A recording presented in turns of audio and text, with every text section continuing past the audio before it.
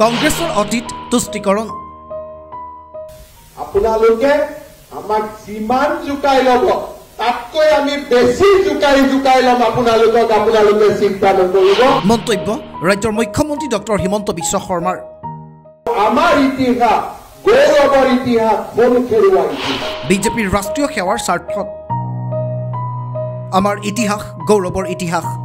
আমাৰ ইতিহাস গৌৰৱৰ ইতিহাস কোন খেৰুৱা ইতিহাস।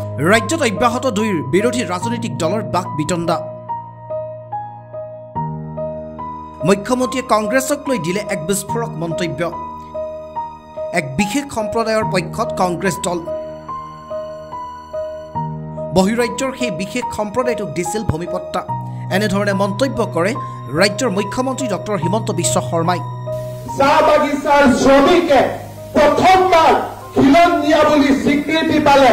গোৰ্খা সম্প্ৰদায়ৰ লোকে প্ৰথমবাৰৰ বাবে খিলঞ্জীয়াৰ স্বীকৃতি পালে। 2026 বিধানসভা নিৰ্বাচনৰ উপলক্ষে দুই ৰাজনীতিৰ দলত এতিয়া ব্যাপক উৎকণ্ঠা। মুখ্যমন্ত্ৰীয়ে উল্লেখ কৰে যে আমাক কংগ্ৰেছ দলে যিমান জোকাব আমিও সিমানেই বেছি আপোনালোকক জোকাই যাম, চিন্তা নকৰিব। আপোনালোকে আমাক যিমান জোকাই ল'ব তাতকৈ আমি বেছি জোকাই ল'ম আপোনালোকে চিন্তা নকৰিব। এয়া আগন্তুক নিৰ্বাচনৰ বাবে কিবা সংকাৰ নেকি?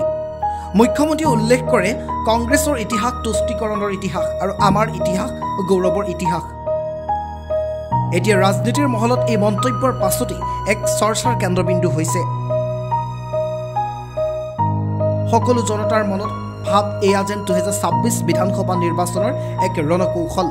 চণ্ডীগড়খন যিমান ডাঙৰ সম পৰিমাণৰ ভূমি আমি অসমত বিশেষ সম্প্ৰদায়ৰ হাতৰ পৰা আমি মুক্তি কৰিব পাৰিম। চণ্ডীগড়খন যিমান ডাঙৰ সিমান ডাঙৰ ভূখণ্ড দখল কৰি আছে। আৰু এতিয়াও যদি চাবলৈ যাওঁ 20খন চণ্ডীগড়ৰ মাটি এতিয়াও কোনোবাই দখল কৰি আছে।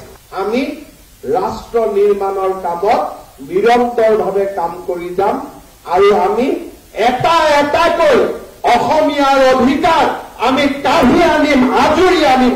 তাৰ বাবে আমি সংকল্পবদ্ধ।